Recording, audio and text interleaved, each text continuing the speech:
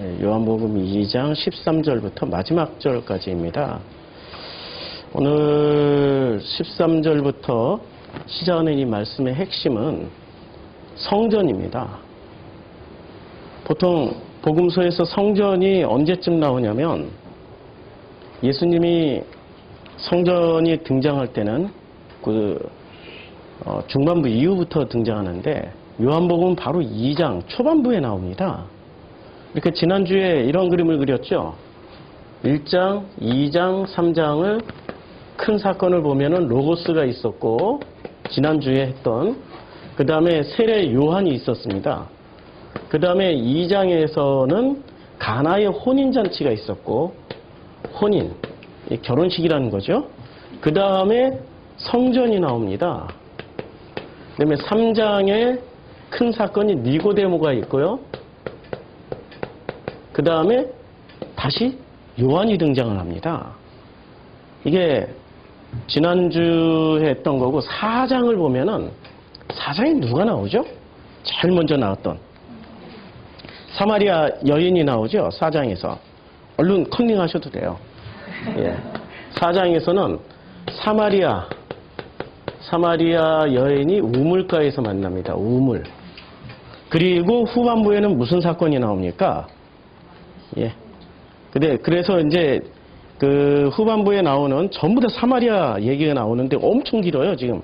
사마리아 얘기가 엄청 긴데, 자, 후반부에는 어떤 사건이 나오냐면은 또 이틀이 지남에 43절에 보면 이틀이 지남에 예수께서 거기를 떠나 갈릴리로 가시며 갈릴리로 가는 사건이 나옵니다. 갈릴리로 가는 사건이 나오는데 복음서와 지금 요한복음의 차이점이 있는데 복음서는 예수님이 세례를 받으시고 요한이 옥에 갇히시는 것이 예수님의 사역의 디데이를 잡습니다. 예수님의 사역의 어떤 디데이는 언제 시작되면 조건이 두 가지예요. 조건이 첫 번째는 세례 요한이 반드시 옥에 갇혀야 돼요. 요한이 옥에 갇힌 후 옥에 갇혀야 됩니다. 옥에 갇힌 후 그 다음에 어디로 가십니까? 반드시 갈릴리로 가세요. 갈릴리로 가십니다. 자, 마가복음 1장에 보면은 1장 14절에 요한이 잡힌 후 예수께서 갈릴리에 오셔서 하나님의 복음을 전파합니다. 이 마가복음 1장 14절에 두 가지 조건이 다 충족이 되죠. 첫째, 요한이 잡혀야 됩니다. 요한이 잡힌 후 옥에 갇혀요. 두 번째, 갈릴리로 가십니다. 그럼 마태복음은 또 어떻게 얘기하고 있는데 마태복음도 마찬가지예요. 마태복음 4장에 보면은 이제 4장에 예수께서 이제 세 가지 시험을 다 받으십니다.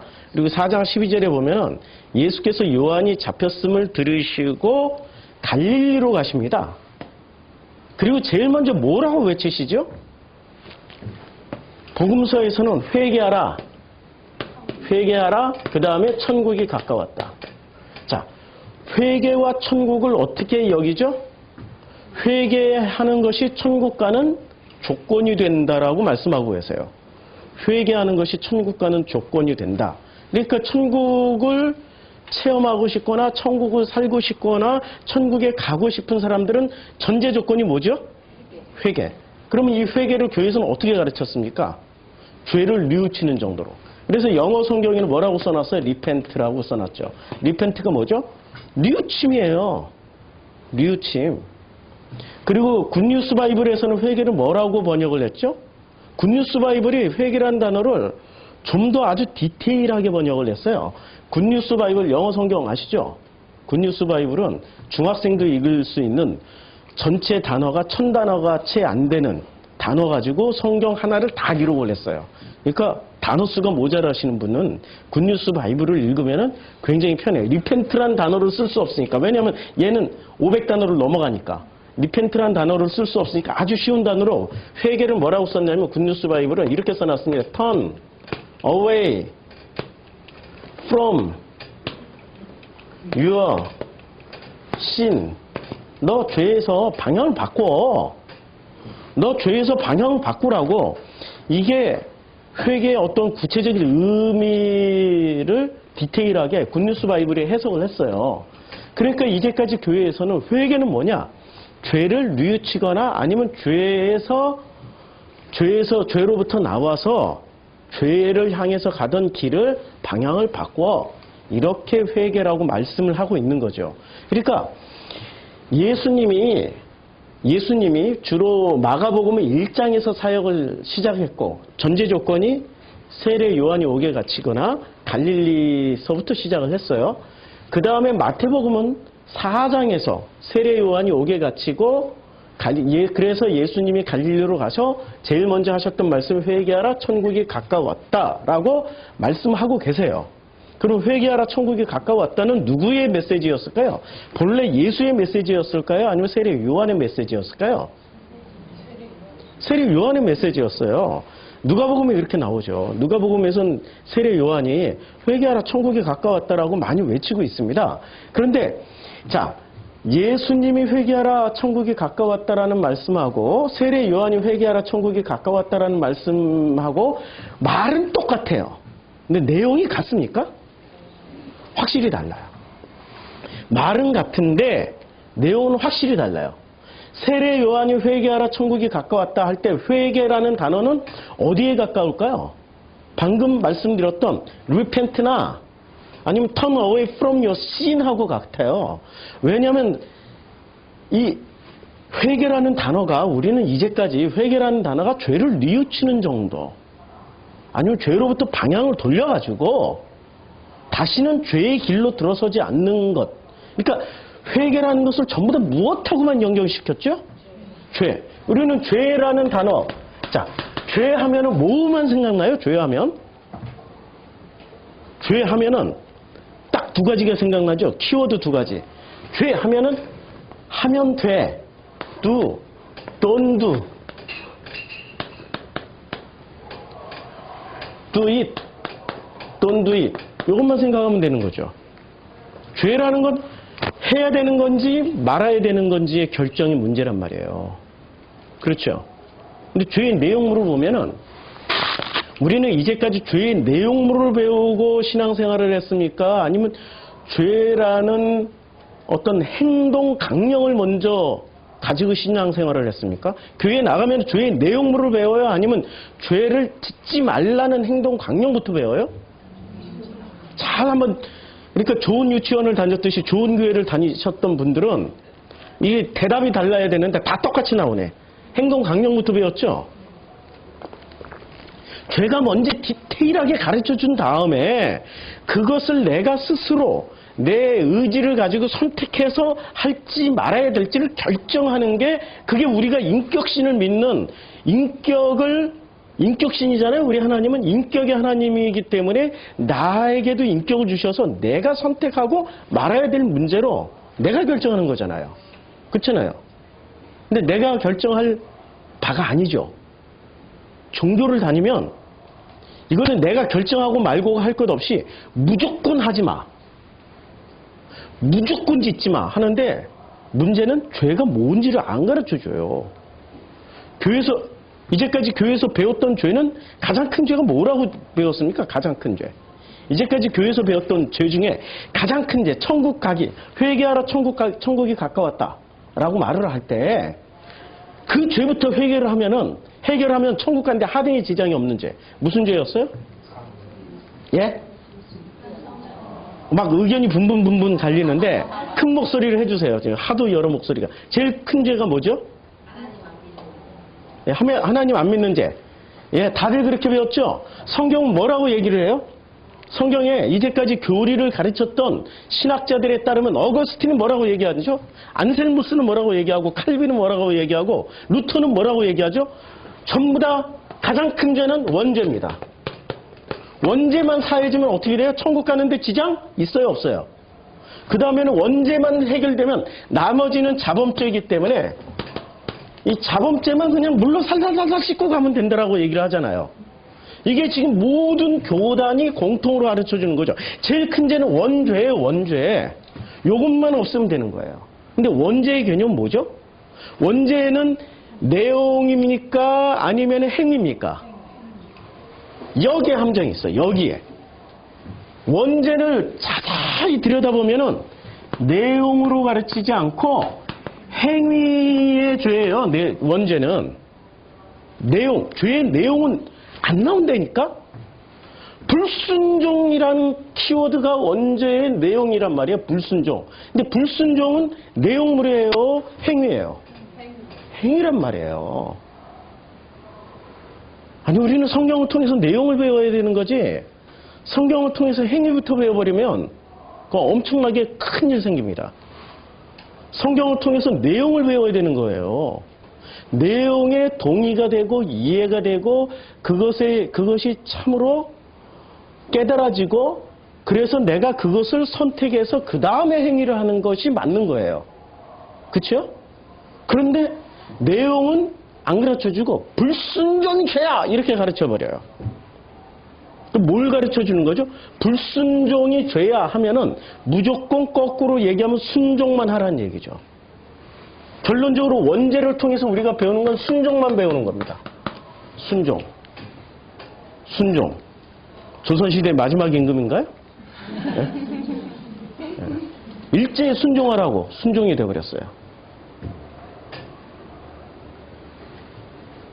순종만 하면은 결론은 순종만 하면은 천국 간다라고 배워버리는 거예요.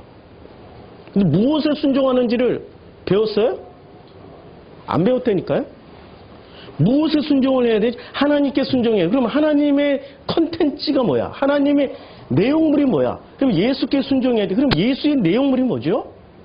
예수 담자, 예수의 행위를 담자라고 얘기하는데 예수의 컨텐츠가 뭐냐고요, 도대체. 내용이 있어야 될 거 아니에요. 내용 없는 큰 그릇. 그러니까 그릇이 하나 있는데 엄청 큰 그릇이에요. 큰 그릇이 있는데 내용물은 한 개도 없어요. 한 개도 없어요. 한 개도 없고 내용물은 텅텅 비워졌어요. 그게 어디서 나오죠?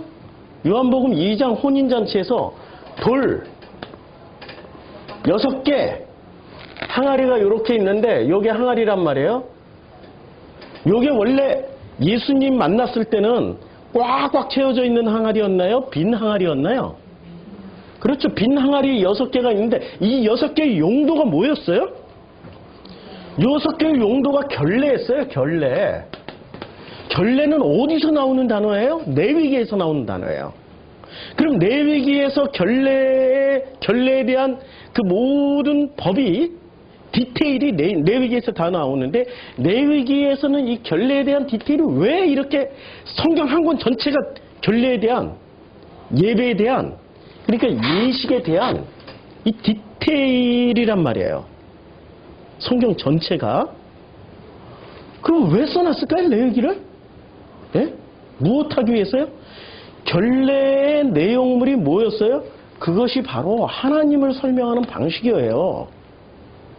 레위기 전체는 하나님을 설명해주는 방식이라니까요.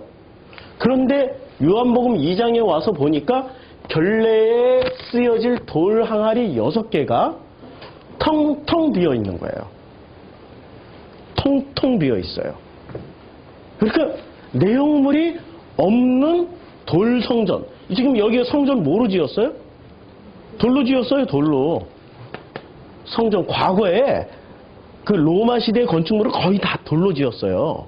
벽돌을 구워서 지었던 것은 바벨론이나 이집트나 이런 지역에서 벽돌을 구워서 지었고, 왜냐하면 거긴 돌이 흔하지 않으니까. 그런데 이 지역엔 돌이 흔하니까 돌 성전을 지었어요. 자, 텅텅 빈 이 돌 항아리 6개가 2장에서 뭐로 나와요? 그냥 돌 성전으로 나오는 거예요. 그러니까 껍데기는 있는데 뭐가 없는 거예요? 지금 껍데기는 있는데, 껍데기 행위는 있는데 뭐가 없어요? 내용물이 없는 거예요. 누구 얘기하는 거죠? 2000년 전에 얘기하는 거예요? 지금 현재 여기를 얘기하고 있는 거예요? 여기 말고 저 옆에. 여기 말고 저 옆에. 지금 그 얘기하고 있는 거예요. 성경을 오늘날 지금 바로 여기로 해석하지 않으면은 성경은 2000년 전에 무슨 역사책이고 고고학책이 돼버려요. 성경은 바로 지금 여기서 내 이야기로 성경을 읽을 때 아버지 하나님과 내가 함께 대화가 되기 시작하는 거예요. 먼 옛날 얘기로 읽으면은 대화가 안 되는 거죠. 시작할 때부터 말이 너무 빨랐죠. 생각해보니까 목이 아프네. 예. 근데 제가 열정이 넘쳐나는 것을 이해를 해주세요. 이해를 해주세요. 그래서 이 갈릴리로 가는 사건, 갈릴리에서 이 두 번째, 요때 일어났던 첫 번째 기적이 갈릴리에서 두 번째로 일어납니다. 두 번째로 일어나요. 그럼 여기는 갈릴리로, 여기서 일어났던 사건이 어디죠? 가나가 어디에 있었어요? 가나가 속해 있는 데는 아프리카죠. 아프리카 가나. 가 아니고 갈릴리 가나에 있었어요. 아니 이거 한번 정확하게. 자, 여기는 마태복음이구나. 요한복음. 갈릴리 가나에 혼례가 있었어요. 그러니까 갈릴리 가나에서 이 색깔을 좀 다르게 해서 갈릴리 가나에서 일어났던 사역이 지금 4장에 와서 갈릴리로 이렇게 이루어져요. 그럼 여기서는 돌성전은 어디에 있었습니까? 예루살렘에 있었죠. 예루살렘. 그런데 예루살렘이 또 언제 또 나와요? 예루살렘이 한 번 더 언급이 되는데 언제 언급이 됩니까? 예루살렘이 언급이 되는. 언제 언급되냐? 5장에 바로 예루살렘이 나옵니다. 5장에 어떤 사건이 나옵니까? 5장에. 베데스다 못 가. 그래서 5장에 보면은 바로 그 후에 유대인의 명절에 대해서 예수께서 5장 1절에 예수께서 그 예루살렘에 올라가시나 바로 어디 예루살렘에 등장을 합니다. 자, 그런데 2장에서 예루살렘이 등장하면서 예루살렘에서는 어떤 일이 벌어졌습니까? 예루살렘에서 벌어졌던 일. 어떤 일이 벌어졌죠? 성전에 가셔가지고 주님이 뭐를 하셨어요? 성전에 가셔가지고 성전을 깨끗하게 청소하고 오셨어요. 우리 교회에 있는 저 강력한 진공 청소기 가지고 싹 빨아들인 게 아니라 그런 청소가 아니라 다 흩어버리고 오셨어요. 그것을 성전 척결 사건이라고 그래요. 척결 사건. 그냥 다 때려 부신 사건. 한마디로 말해서. 그래서 예루살렘이 5장에 나오는데 이 5장에 나오는 예루살렘에서는 좋은 일이 벌어집니까? 안 좋은 일이 벌어집니까? 이 주인공이 누구예요? 38년 된 병자예요. 근데 이 병자가 38년 동안 어디에 있었습니까? 베데스다 못가에 있었어요. 그래서 베데스다 못가에 있었는데 그 못가에는 무슨 일이 벌어지냐면 이렇게 1년에 한 번 물이 이렇게 움직여요. 부글부글 끓든지 아니면 뭐 어디 샘물이 터져서 그런지 벌벌 솟아나든지 물이 동한다고 그랬어요. 동한다, 움직인다 이런 뜻이에요. 물이 움직이는데 그 물이 움직일 때 제일 먼저 뛰어드는 사람은 자기 병을 고쳐요. 불치병이든 무슨 병이든. 믿습니까? 믿습니까? 안 믿는데. 그러니까 이 예루살렘에는 보면은 예루살렘에는 합리성, 합리, 이성, 논리, 통찰력 뭐 이런 것이 지배하고 있었나요? 아니면은 신비주의가 지배하고 있었나요? 그럼 예루살렘의 가장 핵심 키워드는 논리, 합리, 이성, 통찰력 이런 게 아니고 예루살렘을 관통하는 최고의 키워드는 뭐였어요? 신비주의였어요. 신비주의였어요. 그런데 이 38년 된 병자는 굳건한 믿음이 있었죠. 어떤 믿음이 있었습니까? 예, 신비주의에 대한 믿음이 있었는데 그 신비주의의 믿음으로 이 사람이 병나음을 받았어요? 아니면은 예수를 만나가지고 병나음을 받은 겁니까? 물속에 안 들어갔는데도 나와버린 거예요. 물속에 안 들어가 버렸는데도 물속에 들어가서 우리는 이렇게 생각하죠. 야, 제가 38년 동안 기대하고 있었는데 물이 동할 때 못 들어갔나이다. 그러면 우리는 저 같으면은 그래, 내가 제일 먼저 물에다 넣어줄게 하고 들어서 휙 집어 던져줬을 것 같은데 예수는 그런 방법을 취하지 않고 5장 8절에 예수께서 이르시되 일어나 내 자리를 들고 걸어가라. 그랬더니 그 사람이 곧 나가지고 자리를 들고 일어나서 걸어가 버렸어요. 근데 이날이 무슨 날이었어요? 안식일. 그래서 이 안식일 날 병 고친 것 때문에 예수가 어떤 일이 벌어집니까? 유대인들이 죽이려 해요. 그러므로 자 보세요. 16절. 그러므로 안식일에 이러한 일을 행하신다 하여 유대인들이 예수를 박해하게 된지라. 박해하기 시작하고요. 그 다음에 안식일 날 병 고치는 사건 때문에 예수를 죽이려고 합니다. 자, 그 후에 이 사람을 어디서 만납니까? 성전에서 그 사람을 만나요. 그 사람이 누구예요? 38년 동안 환자였던 사람을 만나요. 이르시되 보라 내가 나았으니 더 심한 것. 여기서 더 심한 것. 더 심한 것이 뭐죠? 더 심한 것. 야, 더 심한 것이 뭔지 아는 사람. 한번 손 들어보세요. 더 심한 것. 더 심한 것이 걸리지 않도록. 그냥 안진뱅이보다 더 심한 거. 예? 무슨 병이요? 더 심한 것이 있다라고 지금 말씀하고 있는 거예요. 더 심한 거. 성경의 복음서의 수수께끼나 아니면 성경의 수수께끼. 우리 그 병 중에 잘 사람이 많이 죽는 병이 무슨 병인지 아세요? 병 중에 사람을 제일 많이 죽이는 병. 예? 제일 많이 죽이는 병. 암. 당뇨. 암, 뭐 이런 거 있잖아요? 그쵸? 백혈병, 뭐 이거 다 암의 종류잖아요? 근데 왜 성경에는 암이 한 번도 안 나올까? 왜 당뇨가 한 번도 안 나올까? 성경에서 언급하는 병은 종류가 거의 5가지 정도밖에 없어요. 무슨 병이 제일 먼저 나오죠? 무슨 병? 문둥병. 그 다음에 소경 문둥병. 예, 소경. 맞아. 아, 큰일 났네. 그 다음에 또 내가 워낙에 최영희 성도를 무시하는 경향이 있어가지고 말만 하면 다 무시하려고 그러네. 죄송합니다. 예? 예, 혈루증. 예, 혈루증. 그 다음에 또.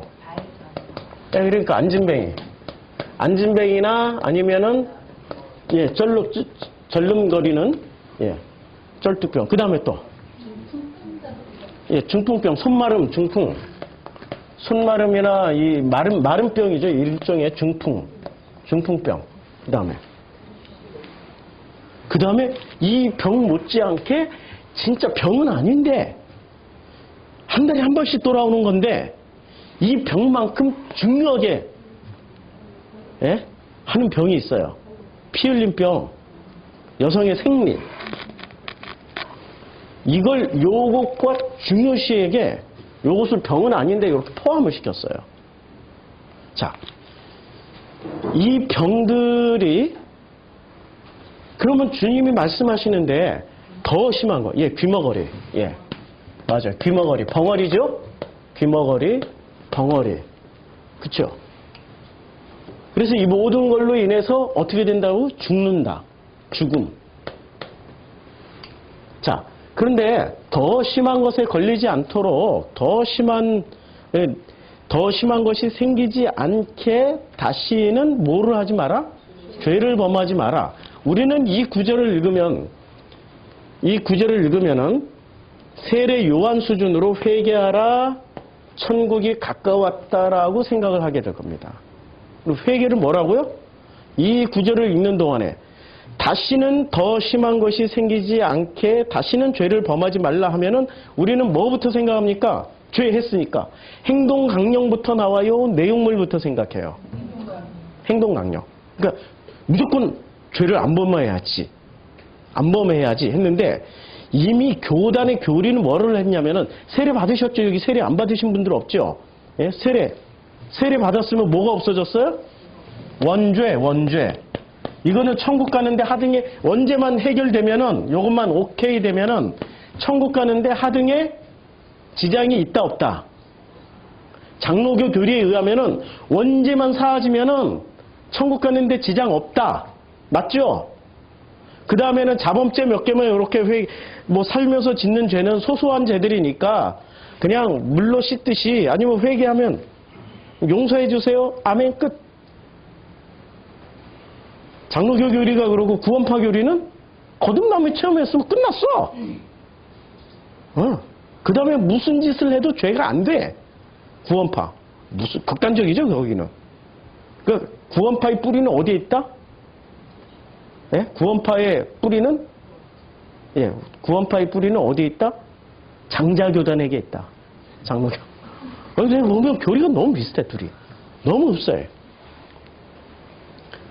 그러니까 컨텐츠는 없고 뭐만 있어요? 행동만 있는 거예요. 컨텐츠는 없고. 자, 회개하라 천국이 가까웠다라고 말을 했던 세례 요한의 수준과 그럼 예수의 수준은 뭐가 다를까요? 예수의 수준. 회개하라 천국이 가까웠다라고 얘기했던 수준과 예수의 수준은 예수는 회개를 내용으로 가르쳤을까요? 행동 강령으로 가르쳐줬을까요? 내용으로 가르쳐줬죠. 내용으로 뭐를 가르쳐줬죠? 예수가 가르쳐준 죄의 컨텐츠는 뭐였죠? 회개하라고 그러면 죄의 내용으로 알아야 회개를 할 거 아니에요. 그게 뭐였어요? 예수가 가르쳐준 죄의 본질은. 요한복음에서 다 얘기했잖아요. 이제까지 요한복음 오늘 28번째거든요. 28번째? 27번까지 들으셨죠? 근데 아직도 아리까리 거시기 하니까 머시기 하고 머시기 하니까 거시기 하고 예. 죄가 뭐죠? 죄가? 요한복음 예? 그렇죠. 하나님을 알지 못하는데 하나님은 뭐를 통해서 알아가요? 말씀하면은 말씀이 너무나도 범위가 거시기 해가지고 뭐로 제가 바꿨어요? 로고스. 로고스를 영접하면은 오케이. 내용물이 로고스에 다 담겨 있다는 얘기예요. 로고스를 영접하지 않으면은 회개 자체가 안 된다는 얘기예요. 이제까지 해왔던 설교 내용이 이거예요. 로고스를 받아들이면 오케이. 로고스를 깨닫고 이해하면 오케이.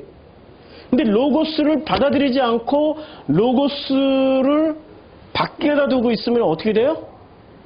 아무리 회개해도 아무리 회개하는 행위를 한다 하더라도 그것은 하나님과 상관이 없다. 로고스 안에 하나님의 그 모든 컨텐츠가 다 담겨 있는 거예요. 로고스 안에. 그래서 로고스가 내 안에 들어와서 나와 함께 살기 시작하면은 그 사람은 천국을 살게 돼 있다라는 거예요, 이미. 천국이 가까워 와 있는데 회개하는 순간 가까이 온 천국이 어떻게 해요? 나와 함께 사라지게 돼 있다라는 얘기입니다. 말이 어렵죠, 지금 제가 드리는 말이. 제가 드리는 말이 신비주의인가요? 논리와 합리와 이성과 통찰력으로 얘기하고 있는 건가요? 신비주의는 확실히 아니죠. 예. 신비주의는 확실히 아니죠. 근데 일단은 회개하는 행위만 해. 이건 죄야 안 지켜. 요건 죄야 안 지켜. 요건 죄야 안 지켜. 요건 죄니까 안 해. 요건 죄니까 안 해. 이게 합리와 이성과 논리를 가진 통찰력에서 나온 걸까요? 신비주의에서 나온 걸까요? 신비주의라고 대답하신 분들은 참 놀라운 통찰력을 가지고 계신 겁니다. 신비주의는 아주 놀랍게도 내용물을 가르쳐주지도 않고도 사람들을 행동하게 만들어줘요. 믿습니까? 아멘 나와야죠. 믿습니까? 하면은 아멘 해야죠. 내용으로 하나도 몰라. 아멘 하다 보니까 집에 가서 무조건 아멘은 정신으로 뭘 해야 될지 모르지만 무조건 지키자 이거야. 무조건 지키자. 무조건 지키는데 누구 로고스를 지켜요 지금? 자기 로고스를 지킨다니까요. 그게 신비주의예요. 합리주의는 합리주의는 아버지의 로고스 안으로 들어가서 그 아버지의 로고스와 내가 하나가 되는 사건부터 합리주의가 시작되는 거예요. 그래서 요한복음 1장에서 제일 중요한 말씀을 하십니다. 요한복음 1장에서는 뭐라고 말씀하십니까? 1장 14절에 말씀이 육신이 되어 우리 가운데 거하심에 우리가 그의 영광을 보니 아버지의 독생자의 영광이요 은혜와 진리가 충만하더라. 뭐가 되는 거예요? 로고스가 뭐가 돼요? 로고스가 사르크스가 되는 거예요. 내가 사르크스예요, 로고스예요. 나는 본래 사르크스예요. 나는 본래 사르크스였는데 나는 본래 사르크스였지만 누가 오셔요? 로고스가 오세요. 로고스가 누가 되어주셔요? 사르크스인 내가 되어주셔가지고 누구한테 거해요?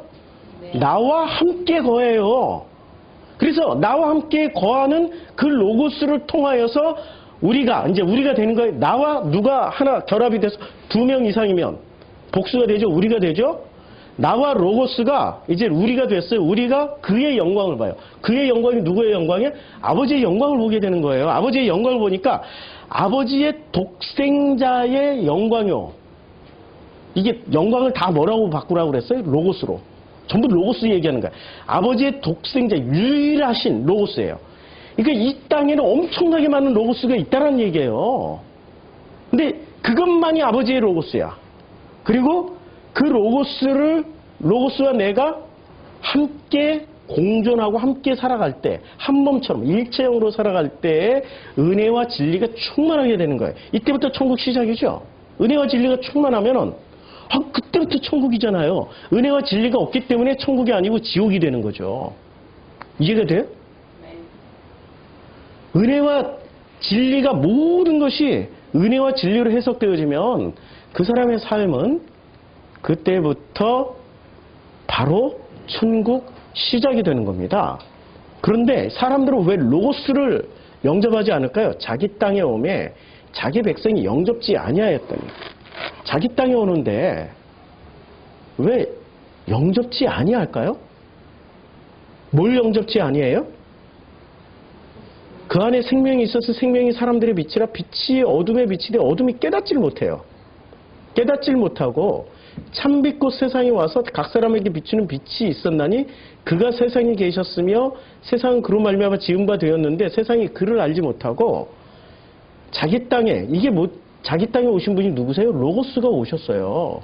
로고스가 왔는데 자기 백성이 온 지구인들이 자기 백성이 뭐를 영접지 아니에요? 로고스, 아버지의 로고스를 영접지 아니에요. 왜 영접하지 않을까요?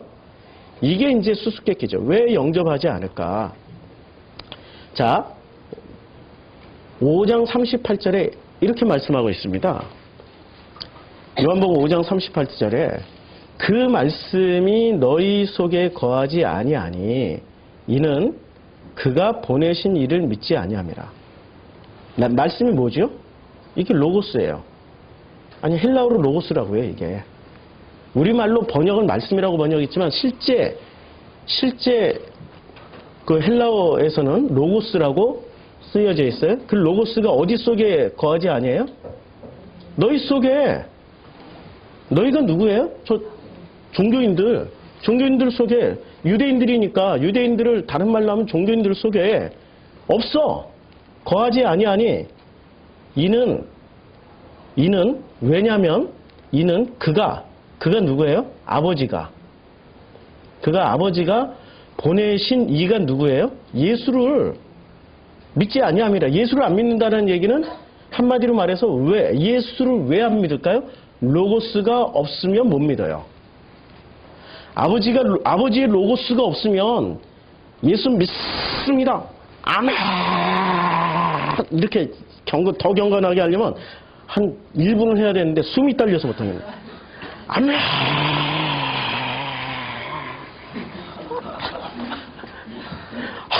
숨이 차. 아무리 아멘 하고 그런다 할지라도 뭐가 없으면은 로고스, 그 안에 로고스가 없으면 하나님은 어떻게 생각하세요? 너 예수 안 믿는 거야. 아주 심플하게 아버지는 그렇게 그냥 간주해버리세요. 너 로고스가 없잖아. 너 안에 너 안에 내가 보낸 나의 로고스가 없고 예수를 통해서 받게 된 로고스가 없고 누구 로고스만 가득 차 있어요? 자기 로고스로만 가득 차 있기 때문에 너는 예수 안 믿는 거야. 그러니까 고로 너는 나도 안 믿는 거야. 이게 하나님이 하시는 말씀이세요. 자, 너희가 성경에서 영생을 얻는 줄 생각하고 성경을 연구하거니와 이 성경이 곧 내게 대하여 증언하는 거죠.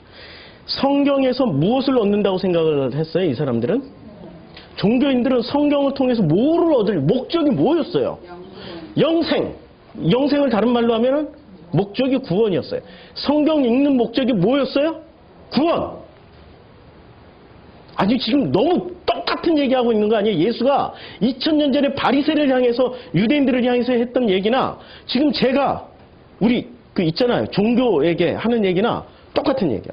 지금 종교는 종교 행위를 하러 가는 있죠? 종교 행위를 가는 목적이 뭐예요? 구원이라니까요. 영생 얻기 위해서 가는 거예요. 지금 예수가 그런 얘기하는 거야.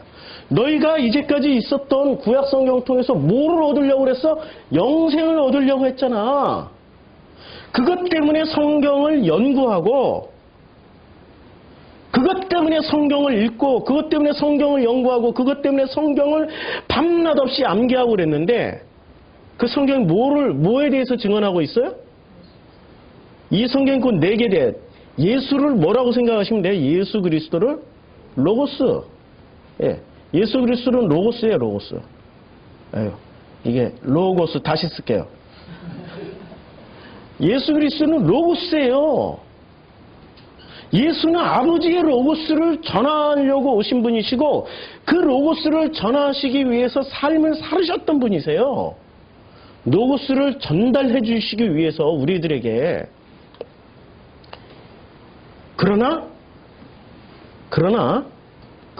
너희가 누구예요? 종교인들. 유대인들은 종교인이잖아요. 종교인들. 이 종교인들은 영생을 얻기 위하여 내게 오기를 원하지 않냐. 예수께 안 온다는 얘기예요. 이건 무슨 얘기죠? 로고스를 예수가 전해주려고 했던 아버지의 로고스를 받아들이지 않고 자기들의 로고스만 취하고 있다는 얘기예요. 그래서 예수가 뭐라고 하면 나는 사람에게 영광을 취하지 아니하노라.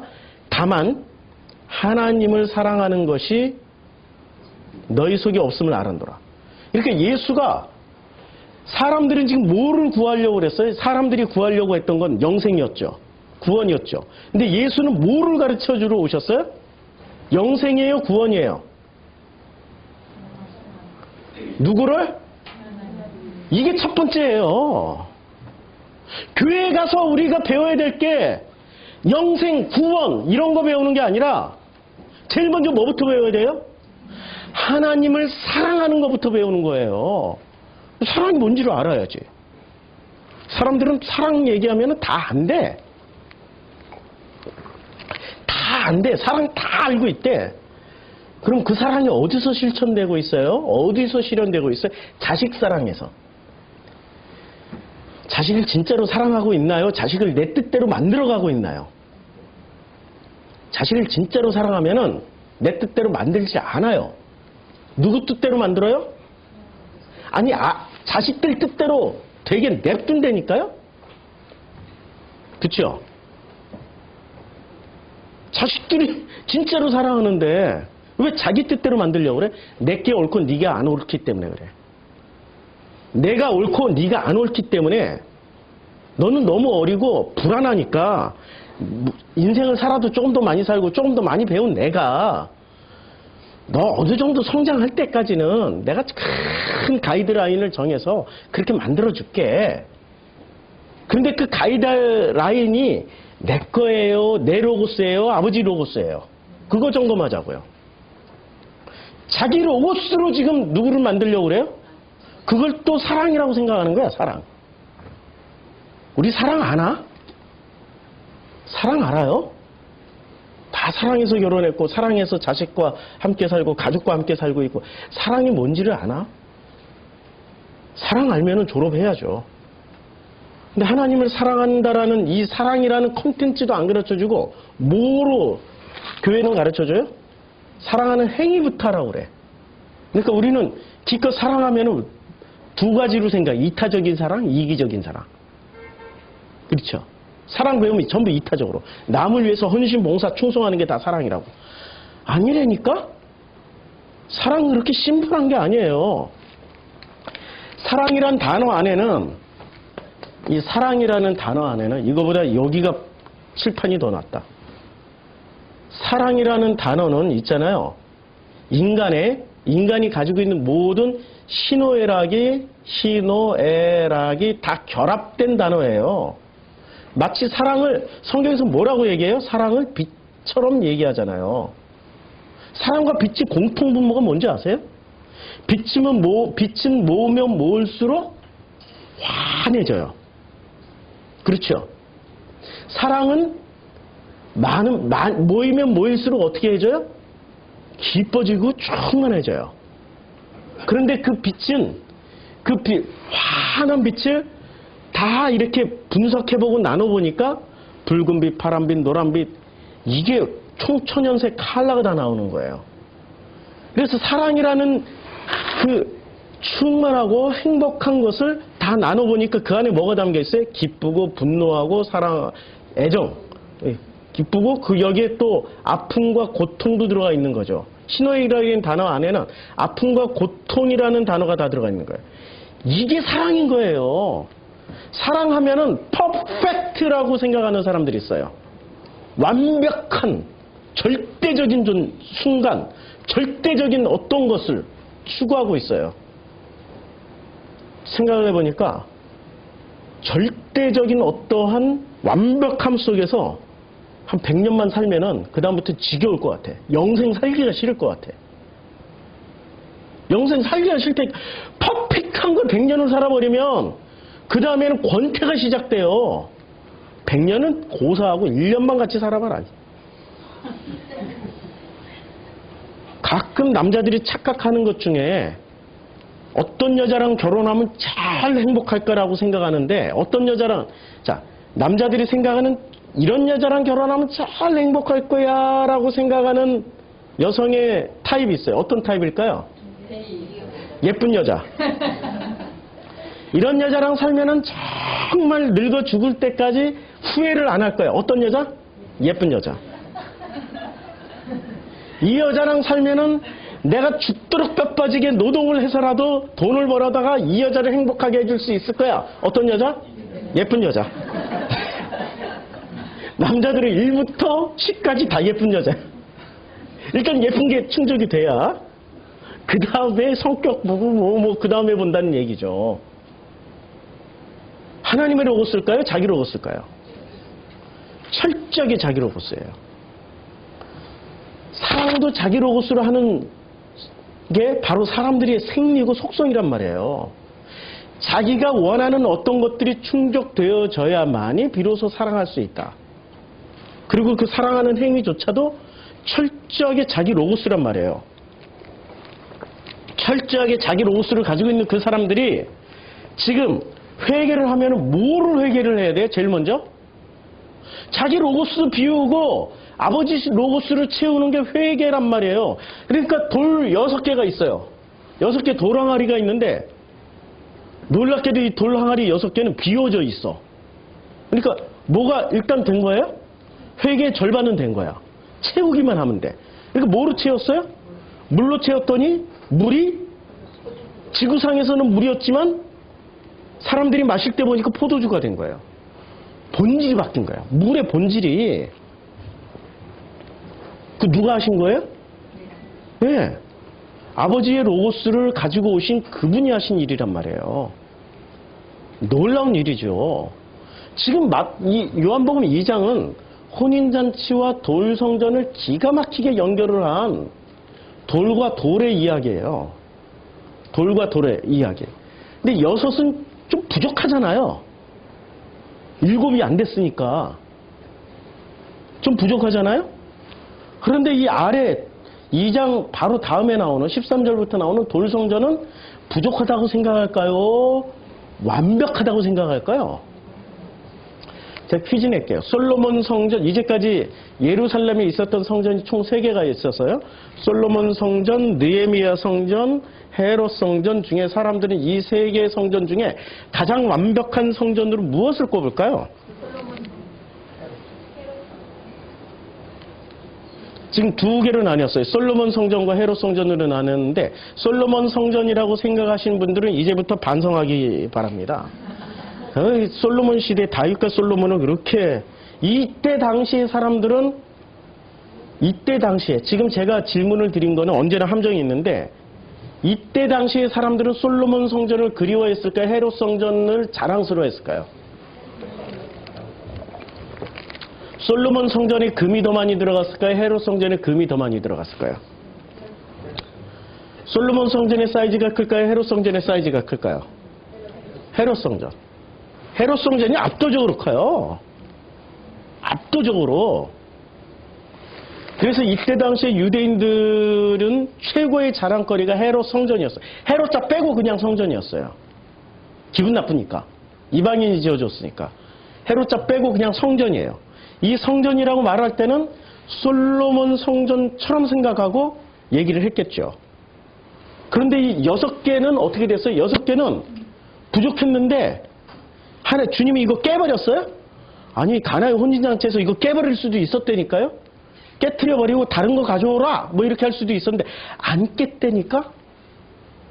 비어져 있기 때문에 다른 걸로 채웠어요. 물로 채웠단 말이에요.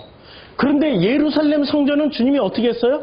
2장에 가서 허물어 버릴 것을 예고하신 거죠. 싹 청소해야 돼. 청소하는 것만 가지고 안 돼. 어떻게 해야 돼?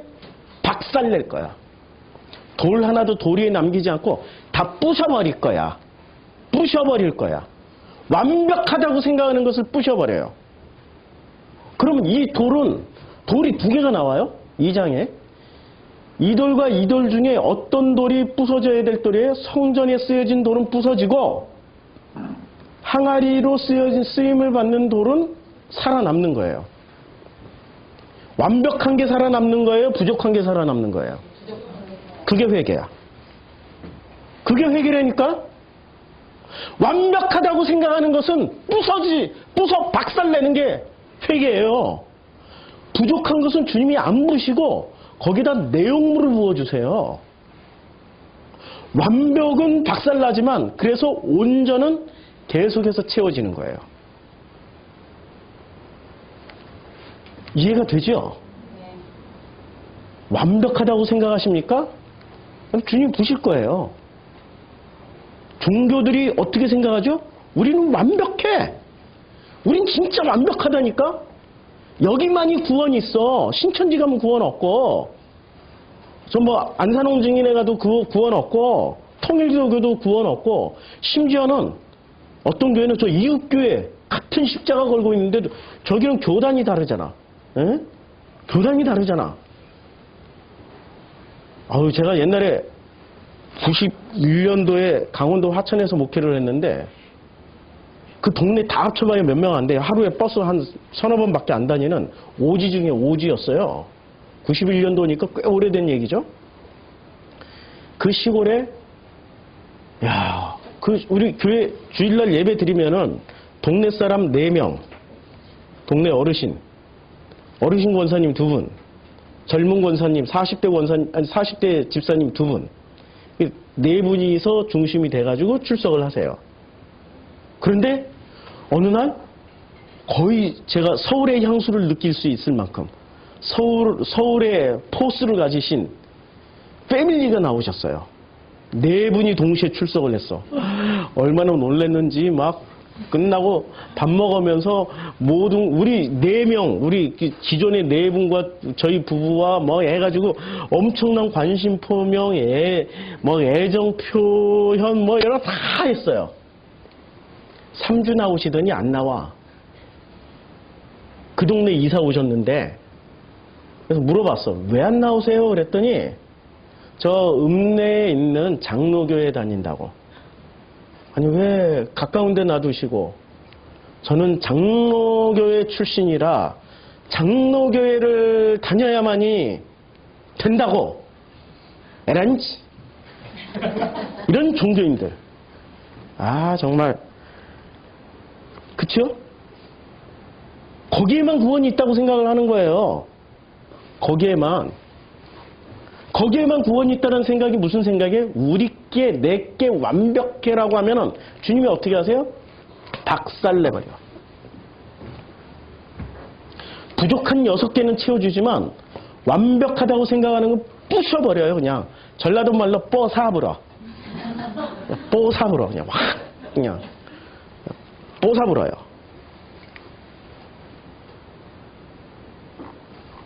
우리 여기 이름 내가 써놨어요. 전시온. 우리 시온이가 밴드에 놀라운 글을 썼어요. 놀라운 글을 썼는데,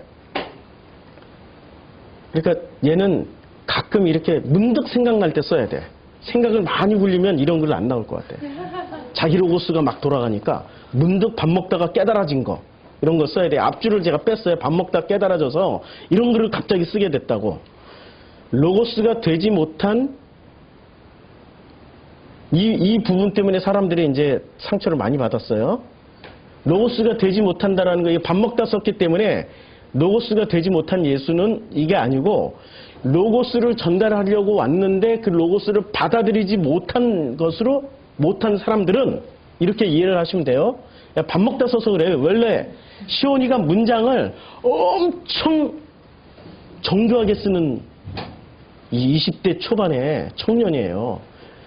얼마나 문장을 꼼꼼하게 그야말로 퍼펙트하게 쓰는지, 그 집요하면 저도 놀랐어요. 그런데 이게 밥 먹다 쓴 이게 확실히 나타나요.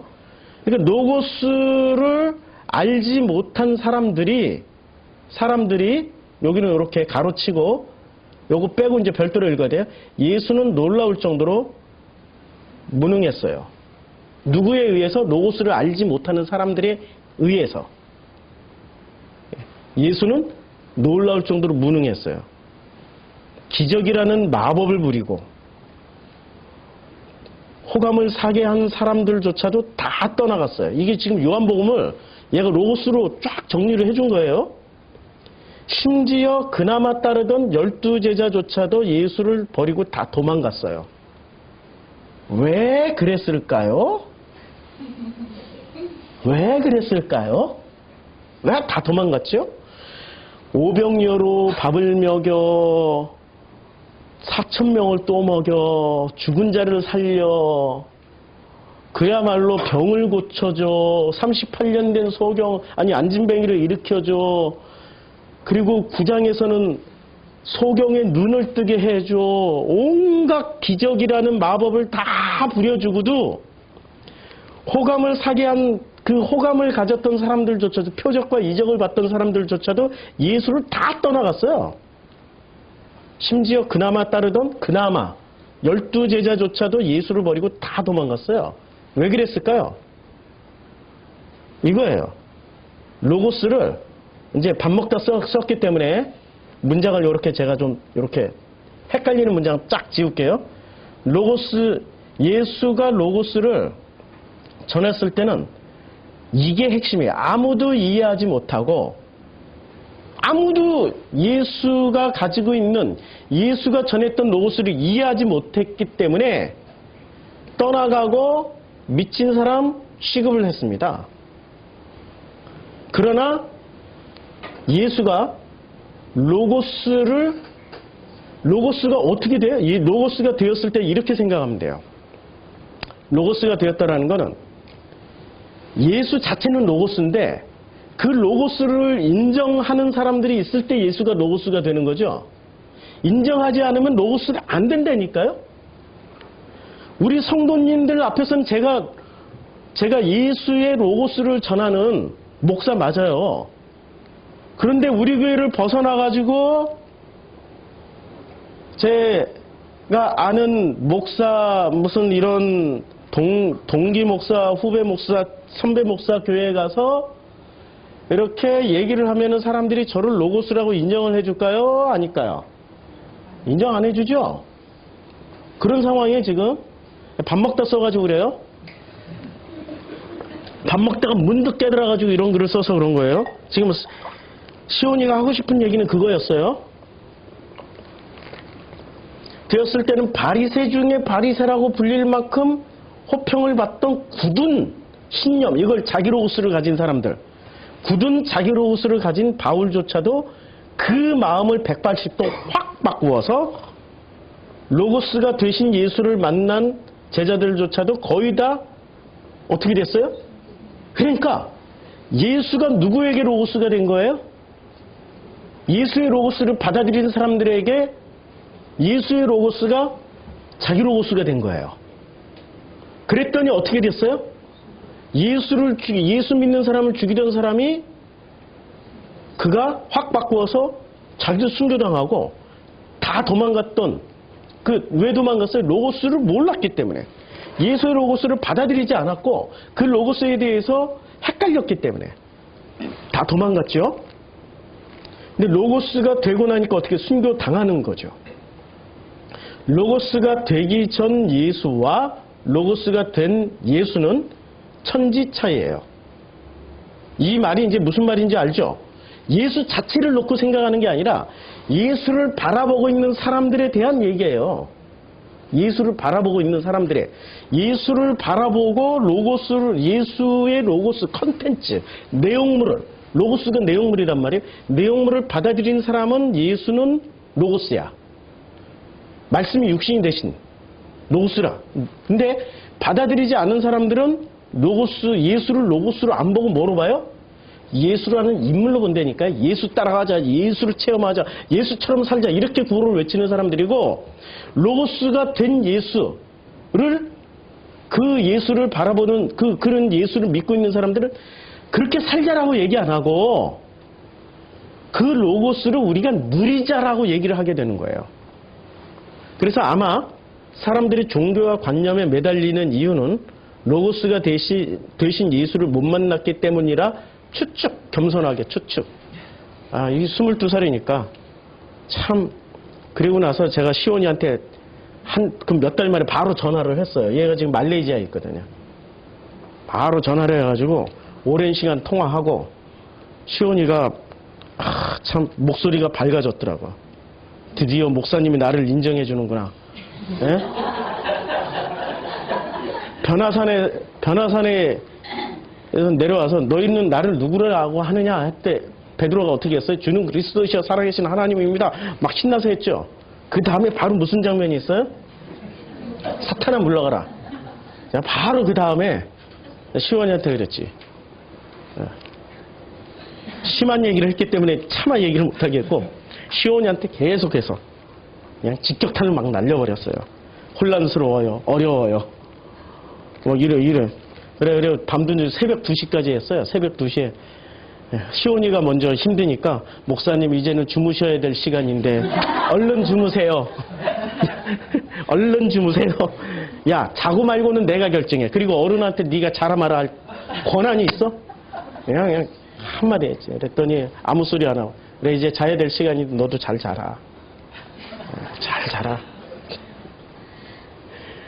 자, 왜 사람들이 왜 로고스를 안 받아들이냐면, 잘 보세요.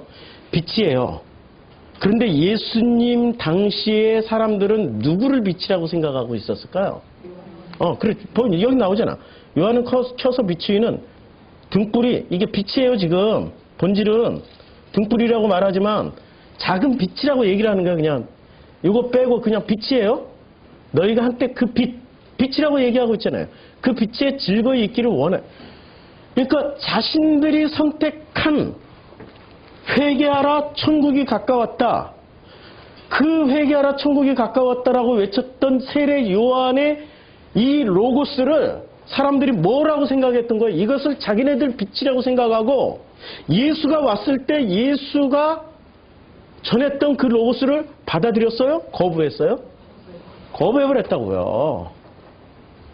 거부해버린 거예요. 그래서 요한복음 빼고 마태, 마가, 누가는 공통 분모가 뭐냐면은 세례 요한이 옥에 갇혀야 돼. 세례 요한이 옥에 갇혔다는 얘기는 무슨 얘기예요? 세례 요한의 로고스가 더 이상 활동하지 못하게 될 때, 그때 비로소 예수가 세례 요한이 오게 갇힌 후 갈릴리에 가셔서 복음을 전하셨어요. 근데 왜 하필 갈릴리에 가셨을까요? 예루살렘이 아니고? 성경에 보면 예루살렘에 가라고 그랬어요. 갈릴리가 더 중요해요? 예루살렘이 더 중요해요? 성경에 보면 사람들은 그때 당시에 예수님 당시의 사람들은 거의 다 예루살렘 지향적인 생각을 가지고 있었어요. 자, 그 형제들이 예수께 이르되 당신이 행하는 일을 제자들도 보게 여기를 떠나 유대로 가소서라고 할 때 유대가 어디예요? 예? 유대가 어디예요? 유대에는 뭐가 있었어요? 예루살렘. 유대로 가라는 얘기는 예루살렘이에요. 예루살렘 성전이 있는 예루살렘으로 가라고 그랬어요. 그러니까 지금 이 성경에서 보면은 사람들, 이때 당시의 사람들은 무슨 생각을 하고 있었냐면은, 이거 좀 지우고요. 그러니까 세례 요한과 예수님이 똑같이 회개하라 천국이 가까웠다라고 외쳤을 때 세례 요한의 수준은 세례 요한의 로고스 수준이었어요. 세례 요한의 로고스 수준, 그게 바로 종교적 수준인 거죠. 종교적 수준에서도 최고 높은, 뭐라고 해야 되나? 자아 성찰. 뭐 이 정도 수준이었겠죠. 죄 짓지 마. 거룩하게 살아. 깨끗하게 살아. 이 정도 메시지는 우리나라 80년대, 90년대 초반까지는 있었어요. 92, 3년도. 근데 90년도 중후반부터 시작해서 2000년도 들어오면서 회개하라, 천국이 가까웠다라는 단어가 사라졌어요. 뭐로 바뀌었어요? 축복받아라. 복받아라. 그거 사라진 지 오래됐어요. 그러니까 축복받아라, 복받아라라고 얘기하는 이런 사람들 사이에 세례 요한 같은 사람이 뜩 나타나가지고 회개하라, 천국이 가까웠다 그러면은 그분의 주가는 어떻게 되죠? 엄청 오르겠죠. 지금 바리새, 사두개, 서기관들이 가르치고 있던 수준의 종교는 있잖아요. 세례 요한이 혜성처럼 등장하고 세례 요한이 마치 모세나 엘리야처럼 혹은 선지자처럼 혹은 메시아처럼 여겨질 정도의 강력한 행위를 요구했던 분이세요. 그래서 그는 그렇게 인정을 받았던 거죠. 우리는 그 정도만 하면 진짜 복음인 줄 알았어. 근데 예수가 등장해서 회개의 개념과 천국의 개념을 확실하게 바꿔주셨어요. 확실하게 규명을 해주셨어요. 회개는 컨텐츠로, 회개는 뭐로 가르쳤죠? 로고스. 자기 로고스 버리고 자기 로고스, 혼인잔치에 돌성전 무너지듯이 자기 로고스 무너뜨리고 여기에 아버지의 로고스, 하나님의 로고스를 가득히 채우는 게 이게 회개야. 이거 가르쳐줬어요? 그 다음에 천국은 어떤, 그 로고스를 담고 이 땅을 살아가는 것 자체가 천국이야. 저 죽어서 가는 데가 아니라니까요. 왜냐하면 죽어서 가는 데는 영생이죠. 유대인들이 추구했던 데가 영생이란 말이에요. 제일 성경을 읽는 목적이 뭐였어요? 영생, 구원받기 위해서. 근데 예수는 뭐라고 가르쳐줬어요? 사랑. 사랑은 결론이에요? 과정이에요? 철저히 과정이에요. 사랑은 결론이 아니고 사랑 과정 가운데서 느끼고 깨닫고 체험하고 누리게 되는 게 사랑이란 말이에요. 사랑은 관계이지 결론이 아니란 말이에요. 결론이. 그런데 영생은 과정이에요? 관계예요? 결론이에요? 결론이라니까. 영생은. 사람들은 천국을 뭐로 생각하고 있었어요? 영생, 구원받음, 결론으로 생각하고 있었는데 주님은 사랑이 먼저야 라고 가르쳐주고 있단 말이에요. 그러니까 결론으로 말씀하신 거예요? 과정으로 말씀하신 거예요? 과정과 관계예요. 결론으로 천국 들어가는 게 아니라니까요. 이 과정을 충분히 누리다가 가는 거예요. 그런데 결론을 제일 많이 가지고 있었던 데가 어디였어요? 갈릴리였어요? 예루살렘이었어요? 예루살렘. 그러니까 예루살렘 가자마자 막 설레. 여기 가서. 근데 갈릴리에서는 어떤 일이 벌어져요? 기적이 일어나고 갈릴리에, 여기 갈릴리란 말이에요. 갈릴리에서 기적이 일어나요. 2장에서 기적이 일어나고 4장에서 기적이 일어나요. 4장. 기적이 일어나고 예루살렘에 가서 박살내고 예루살렘의 환자 덩어리, 신비주의 덩어리들을 주님이 어떻게 합니까? 이걸 이제 컨텐츠로 예수의 그 내용물로 회복시켜줘요. 근데 사람들이 알아듣습니까? 알아봅니까? 결론적으로 병 고쳤더니 이 신비주의의 쩔은 유대인들이 뭐라고 그래요? 안식일 범했다 이거야. 안식일 범한 것은 내용물로 심판하는 거예요? 아니면 행위로 심판하는 거예요? 철저하게 종교는 어디에 집중하냐면 종교는 어디에 집중하냐면은 종교는 철저하게 아주 무서우리만치 종교는 내용물은 안 가르쳐주고 뭐를 하라고 그래요? 행동 강령만 줘요. 이제까지 종교 생활 하시면서 배운 게 행동 강령 배웠어요? 내용물을 배웠어요? 성경을 배웠어요? 성경을 이렇게 살아 저렇게 살아 하는 행동 강령으로 배웠어요? 아니 내용물 없이 어떻게 행동을 할 수 있어? 내용물 없이 행동했던 대표적인 분들이 지금 지구상에 존재하고 있죠. 누구세요? 이슬람의 알카에다, IS 이런 과격 테러 집단들 내용물을 하나도 몰라. 근데 행동을 가르쳐요. 폭탄조끼 입고 가서 이 카페나 극장 같은 데서 사람 많은 데서 알라후 아크만 하나님은 이게 알라가 하나님이에요? 하나님은 위대하시다 하고 폭탄 터뜨리면 너 천국 가. 거기에 내용물이 있어요? 없어요? 내용물 하나도 없다니까 거기는. 내용물은 하나도 없고 뭐만 하라고. 이거 터뜨리면 천국 가. 뭐만 남아있습니까? 결론과 행위만 남아있어요.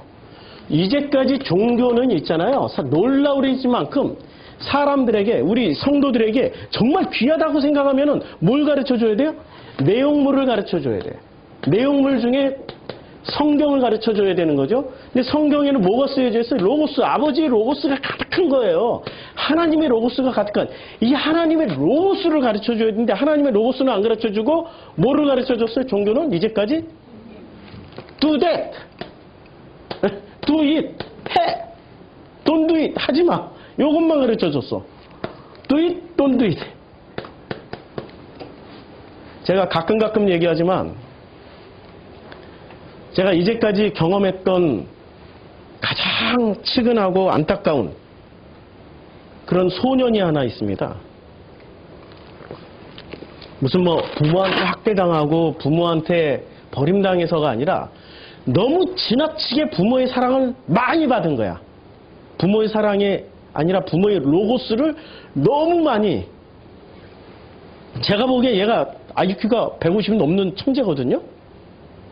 근데 어머니가 순복음교회 집사님이세요. 강남 순복음교회. 조그맣게.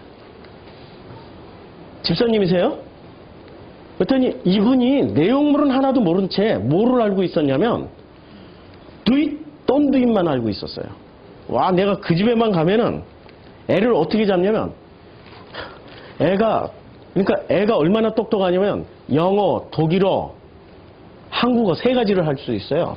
이미 어린 시절에. 영어, 독일어를 거의 그냥 네이티브 스피커 수준으로 해요. 엄마도 얘한테 한국말로 얘기 안 해. 얘 딱 2가지 단어를 do it, don't do it, do it, don't do it. 와, 애가 나중에 지금 대학생이 됐는데 어떻게 됐을까요? 애가 상당히 삐리해. 굉장히 이상해. 친구도 하나도 없고 나한테 시도 때도 없이 새벽 2시, 새벽 3시 아무 때나 전화하고 목사님 그런데 말이에요. 제 생각에는요. 목사님이 잘못한 것 같아요. 아니 뭘 잘못했는데 네가 얘기를 해봐. 근데 목사님이 있잖아요. 아무리 생각해도 제 생각에는요. 목사님이 이단 같아. 아니 뭐가 이단 같은지 얘기를 해봐. 근데 또 전화 끊었다가 목사님 죄송해요. 제가 목사님 불쾌하게 해드렸나 봐요. 근데 또 10분 있다. 목사님 아무리 생각해도요. 목사님은 아무리 생각해도 마귀 같아요. 아니 뭐가 마귀인지 얘기를 해봐. 죄송해요. 목사님 또 기분 나쁘게 해드린 것 같아요. 잘못. 얘 속에는 지금 내용물은 하나도 없고 이제까지 그 천재가 뭐만 듣고 사는 거예요? 종교적 행위 메시지만 듣고 사는 거예요. 이거 해, 저거 해. 이건 하고 이건 하지 마. 이런 것만 듣다 보니까 내용물은 하나도 모른 채 뭐만 가지고 있어요? 결론만. 제가 물어볼게요. 헬라어, 히브리어. 이것을 원어라고 말하는 게 옳을까요? 아니면 성경 기록 언어라고 얘기하는 게 맞을까요? 원어라고 말하려면은 뭐가 전제 조건이 되어 있어야 되면 지금 우리가 가지고 있는 성경이 원본이어야 돼요. 원본. 근데 성경 원본이 지금 존재하나요? 없죠? 원본에 쓰여진 글자면은 원어가 맞아요. 그렇죠? 근데 원본이 없는 상태에서 이거 원본이 없어요? 원본이 없는 상태에서 이것을 원어라고 하면 안 맞죠? 그러니까 성경 기록 언어, 성서 기록 언어라고 말을 하면 돼요. 그런데 사람들은 왜 자꾸 원어 할까요? 권위 부여를 하려고. 왜 교회당이라고 안 하고 교회당, 예배당이라고 안 하고 왜 자꾸 성전이라고 할까요? 이래 헌금이 많이 거치고 이게 더 권위가 부여되니까. 그치요? 원어 얘기하면은 뭘 하고 싶은 거예요? 이 사람들이 원어라고 말을 할 때 성경 그냥 기록 언어란 말이에요. 원본이 없으니까 자기들 스스로가 자기들에게 셀프 권위를 부여하려고. 그럼 그 사람들 말대로 하면은 헬라어 히브리어를 이 원어를 많이 알고 있는 사람들은 지금 다 뭐를 가지고 있어야 돼요? 로고스. 이 로고스에 충만해야 돼. 근데 그리스 사람, 이스라엘 사람들이 로고스를 알고 있나요? 아니 예수님 당시에는 다 원어 썼을 거 아니에요. 그 사람 말대로 원어로 썼을 거 아니에요? 근데 그분들이 예수의 로고스를 알아들은 사람이 있었나요? 없다니까? 히브리어 헬라어 능통한다고 해서 복음을 깨닫는 게 아니에요. 오히려 이거 많이 알고 있으면 뭐가 되죠? 걸림돌이 돼요. 그래서 걸림돌은 어떻게 해요? 돌 하나도 도리에 남기지 않고 다 무너뜨린다고 그랬어요. 걸림돌은 비워져 있는 항아리에는 주님이 채워주시는데 예루살렘 성전이라고 가득히 알고 있고 가득히 예루살렘 성전을 붙잡고 있는 사람들은 주님이 어떻게 하셨습니까? 성전 자체를 허물어 버렸어요. 그 허물어 버렸는데 그 허물어 버린 성전은 다시 지으라고 주님이 허물어 버린 걸까요? 아니면 짓지 말라고 다시는 짓지 말라고 허물어 버린 걸까요? 근데 지금 또 거기에 매달리는 세대주의자들이 있잖아요. 예루살렘 성전을 복원해서 어떻게 하자고요? 예? 그래, 이 지구상에 하나님을 다 온 세계 만방에 증거하자고요? 지금은 뭐가 되겠어요? 그 성전이 하나의 또 기준점이 되고 내용물 없이 텅 빈 성전이 될 텐데. 그런데 텅 빈 성전을 그들은 뭐라고 생각할까요? 완벽하다고 생각하는 거지. 그럼 주님이 또 오셔서 또 허물어 그거. 3번 허물어졌으면 됐지 4번째 또 허물으려고. 아우 답답해요. 이 사람들이 머리가 너무 단순해요. 복잡한 머리가 아니야. 사람들은 복잡한 걸 싫어하는 것 같아. 아주 심플하게. 자, 내가 너희를 아버지께 고발할까? 내가 너희를 아버지께 고발할까 생각하지 말라. 너희를 고발하는 이가 있으니 곧 너희가 바라는 자 모세니라. 예수님이 고발해요? 모세가 고발해요? 예. 예수님과 모세는 뭐를 대변하고 있죠? 예수님은 로고스예요. 아버지의 로고스, 하나님의 로고스예요. 모세도 로고스예요. 로고스인데 누구의 로고스예요? 예? 예, 사람들의 로고스예요. 자기 로고스예요, 자기 로고스. 그런데 사람들이 이 모세를 자기 로고스를 취하는 도구로 써버린 거예요. 사람들이 자기 로고스를 취하는 도구로 써버렸는데 차라리 모세를 진짜 이 말은 이거예요. 진짜로 모세가 전했던 하나님의 로고스를 믿었더라면은 또 내가 가지고 있는 이 로고스를 믿었을 텐데 이는 그가 내게 대하여 기록했기 때문에 믿었을 거야 라고 말씀하고 있는 거예요. 이 말씀에 이해가 되시죠? 이 말씀이. 그러나 그의 글도 믿지 아니하거든 어찌 내 말을 믿겠느냐. 모세가 전한 로고스도 안 믿는데 어떻게 내 말을 믿겠느냐. 선한 일을 행한 자는 이게 이제 잘 보세요. 굉장히 우리가 제일 궁금해하는 사후세계가 여기 나옵니다. 제일 궁금한 게 죽고 난 다음에 어떻게 될 것인가. 이렇게 나와요.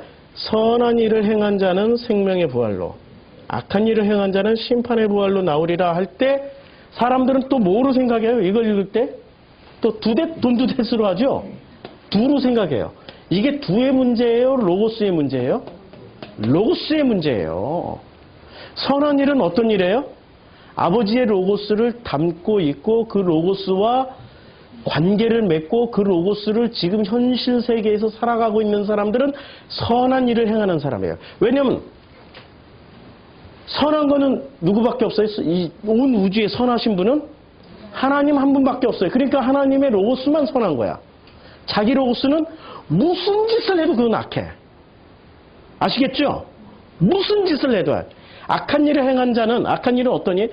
자기 로고스를 가지고 있는 사람들은 심판의 부활로 나와요. 지금 이게 사후세계를 주님이 이렇게 아주 클리어하게 정리를 해주셨습니다. 자, 성경에 보면은, 이제 요한복음에 보면은 요 순서가 나오는데, 요한의 말을 듣고 예수를 따르는 두 사람 중에 하나는 시몬의 형제 안드레예요. 1장에 나와요. 1장 40절에. 이게 초창기에 나와요. 이제 안드레가 먼저 나왔어요. 안드레. 그 다음에 그가 먼저 자기 형제 시몬을 찾아가 우리에게 메시아를 만났다 하고, 메시아를 번역하면 그리스도라, 데리고 예수께서 나오니 보시고 이른 내가 요한의 아들이 시몬이 장차 게바라 하리라. 그러니까 안드레, 순서가 안드레, 게바. 그 다음에 이튿날 예수께서 갈릴리로 나가시려 하다가, 그러니까 안드레가 게바를 데려왔어요. 빌립을 만나요. 나를 따르라 하시니 빌립은 안드레와 베드로와 한 동네 베세다 사람이에요. 여기 베세다가 무슨 그러니까 갈릴리죠. 예. 자, 베세다 사람이라 명절에 예배로 올라온 사람 중에 잘 보세요. 헬라인이 몇이 있는데 그들은 갈릴리 베세다 사람들. 베세다가 갈릴리예요. 빌립에게 가서 청하여 이르되 선생이여 우리가 예수를 배우고자 하나이다 할 때, 그러니까 빌립에게 청했어요. 그때 빌립이 누구한테 가요? 22절. 안드레에게 가서 말하고 안드레와 빌립이 예수께 가서 여쭈어요. 잘 보면 갈릴리, 지금 이게 갈릴리에서 벌어진 일이에요. 처음에는 요단강에서 이런 일이 벌어졌고 1장은 요단강이고 12장은 지금 갈릴리예요. 요단강에서 순서가 어떻게 됐어요? 제일 먼저 안드레, 그 다음에 빌립, 그 다음에 예수가 이렇게 됐죠. 순서가. 근데 12장에서도 안드레, 빌립, 예수의 순서를 그대로 밟아가요. 순서를. 근데 성경에 이름이 이 순서대로 나오는 거 중요한 거 아시죠? 사도행전에는 사울과 바나바가 그 사도행전 13장, 14장, 15장, 16장에 17장에 걸쳐서 이름이 나오는데 제일 먼저는 누구 이름부터 나오죠? 바나바와 사울이, 혹은 바나바와 바울이, 뭐 이렇게 나와요. 근데 15장쯤 가면 이름이 혼용이 돼요. 바울과 바나바가, 혹은 바나바와 바울이 서로 혼용이 돼요. 순서가 왔다 갔다 하다가 15장 후반부부터는 확실하게 픽스돼 버려요. 바울과 바나바가. 순서가 확 바뀌어버려요. 그렇죠? 순서가 확 바뀌어요. 그럼 순서가 확 바뀌면은 바울이 더 위대할까요? 처음에는 바나바였다가 바울이었어요. 바나바와 바울이었는데 15장 이후부터는 바울과 바나바가 됐을 때 바울이 더 위대한 사람일까요? 바나바가 더 위대한 사람일까요? 항상 함정이 있어요. 성경에서 위대하신 분은 어떻게 해요? 빨리 은퇴하죠. 그 이후로 바나바는 등장을 안 해요. 이름이 바뀐 이후로는 바나바는 등장 안 하고 누구만 주구장창 등장하십니까? 바울. 이름이 바뀐 사건은 한마디로 말해서 이런 내용이죠. 컨텐츠를 누가 확실하게 깨달았는지를 얘기를 해주는데 누가 확실하게 깨달았어요? 바울이었을까요? 바나바였을까요? 그러니까 은퇴해버리셔. 그러니까 바울과 바나바라고 얘기할 때 누가 로고스를 확실하게 깨닫고 조용히 사라질까요? 죽음으로 사라지는 거예요, 조용히. 근데 여기서는 순서가 안드레, 빌립, 예수라는 순서로 계속 가요. 바뀌었어요? 안 바뀌었어요? 아무도 안 바뀌었다는 얘기야. 1장에서 안드레, 빌립, 예수 순서인데 12장에서도 안드레, 빌립, 예수 순서예요. 그러니까 이 사람들이 로고스를 아직도 잘 모른다. 그러니 예수 십자가 사건 때 다 도망가 버리죠. 다 도망가요. 근데 이 사람들 출신은 어디라고요? 갈릴리. 그러면 예수님의 제자 중에 예루살렘 출신이 있었나요? 있었나요? 없었죠. 예루살렘 출신이 없었어요. 자, 성경에서 보면 사복음에서 갈릴리가 되게 많이 나오는데 갈릴리를 사람들이 뭐라고 얘기하는지를 한번 보자고요. 마태복음부터 시작해가지고 요한복음까지 갈릴리가 이렇게 많이 언급됩니다. 그럼 예루살렘은 상대적으로 얼마나 많이 언급될까요? 갈릴리를 언급한 것의 3분의 1도 안 돼요. 이게 전부 다 갈릴리인데, 자, 갈릴리에서 어떤 일이 벌어지냐면은 예수님이 잡혀가요. 잡혀가는데, 근데 그 잡혀갔던 그날 밤에 어떤 일이 벌어질까요? 자, 마태복음 26장 한번 찾아가 보죠. 마태복음 26장 찾아가면 이제 드디어 예수님이 잡혀갑니다. 그리고 나서 이제 베드로가 예수님이 잡혀갈 때 뒤따라가요. 근데 닭이 3번 울기 전에 어떻게 하냐고 그랬어요? 예. 근데 한 여정이 이렇게 얘기를 해요. 한 여정이 나와서 너도 갈릴리 사람 예수와 함께 있었도다. 이렇게 예수를 어느 지역 사람들이라고 얘기해요? 갈릴리 사람이라고 얘기를 해요. 자, 그 베드로가 모든 사람 앞에서 부인하며 나는 내가 무슨 말을 하는지 알지 못하겠다. 앞문까지 나아가니 다른 여종이 그를 보고 거기 있는 사람들에게 말하되 이 사람은 나사렛 예수와 함께 있었도다. 베드로가 맹세하고 또 부인하여 이르되 나는 그 사람을 알지 못하더라.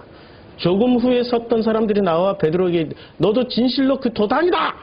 도당. 무슨 도당? 갈릴리 도당. 그럼 갈릴리에 있는 사람들은 전부 무슨 사람? 예수 믿는 사람. 이거 중요한 얘기예요. 갈릴리에 있는 사람들은 전부 다 누구요? 예수 믿는 사람들. 그러면 초대교회가 사도행전 2장에서 시작된 걸까요? 아예 복음서 내 갈릴리에서부터 시작된 걸까요? 아니, 엄밀하게 보자면 예수님이 당회장이셨고 초대교회에서는 성령님이 당회장이시고 그렇잖아요. 성령님이 당회장이시고 명목상 당회장은 베드로 형님과 야고보 형님이 하셨고 근데 진짜 오리지널 교회는 갈릴리에 있었다니까요. 갈릴리에 있었어요. 예수님을 당회장으로 모시고. 근데 예수님은 뭘를 가르쳐 주셨어요? 로고스를 가르쳐 주셨어요. 갈릴리에서 로고스를 가르쳐 주셨는데 그 로고스를 사람들이 깨닫고 알아듣고 깨닫습니까?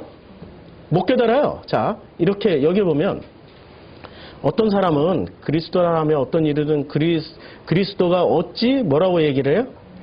갈릴리에서 나오겠느냐. 갈릴리는 어떤 지역입니까?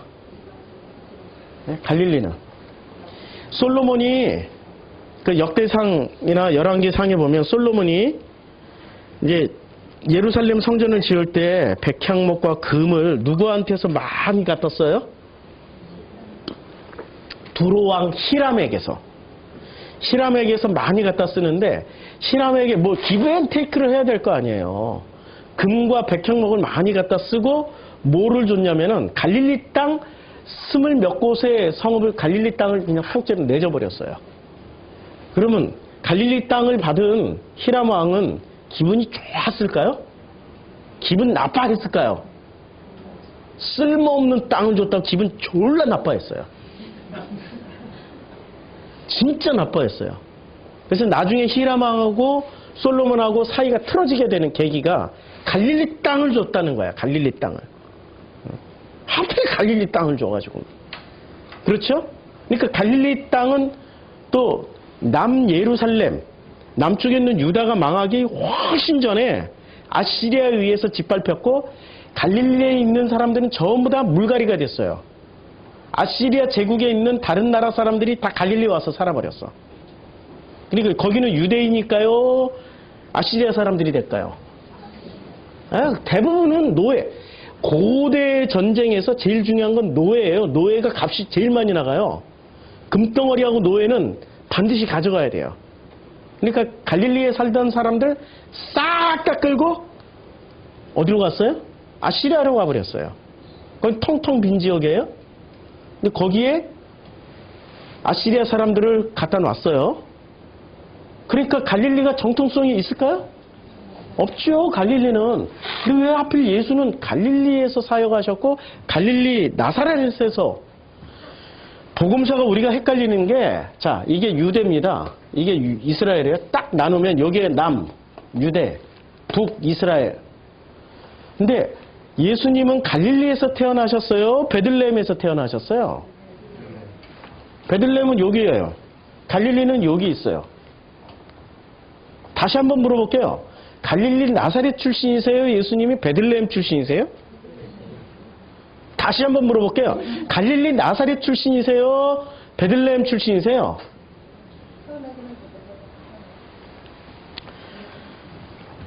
자,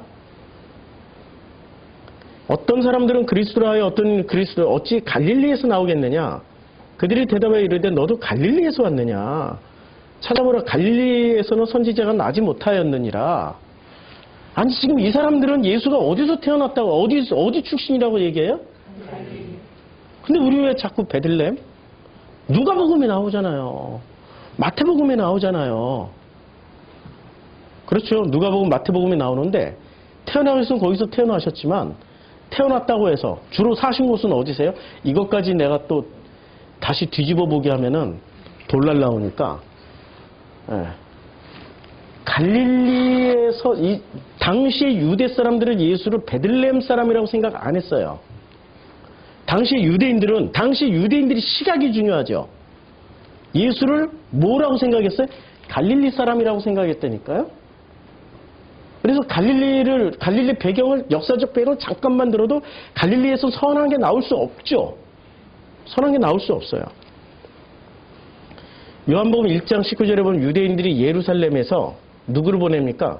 제사장들과 레위를 요한에게 보내요.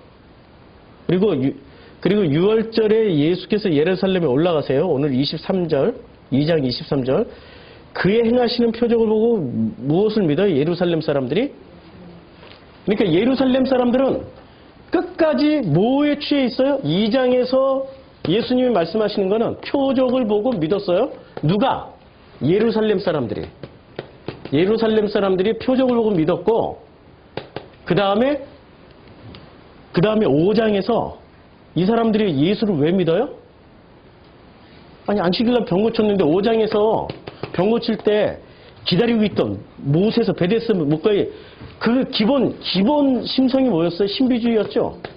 신비주의. 그리고 고쳐줬는데 하필 안식일날 고쳐줬어요. 이것 때문에 예수를 배척하고 죽이려고 그랬단 말이에요. 그러면 예루살렘은 뭐를 하면은 부흥이 돼요? 예루살렘에서 교회 세워가지고 이것만 잘하면은 교회가 부흥 성장을 해. 뭐만 잘하면? 신비주의. 표적이 바탕이 된 신비주의만 하면은 예루살렘 바글바글 모여들어요. 근데 갈릴리는 좀 다르다니까요? 갈릴리는 뭐가 기초가 돼야 됩니까? 표적과 기적이 아니라 철저하게 인간관계.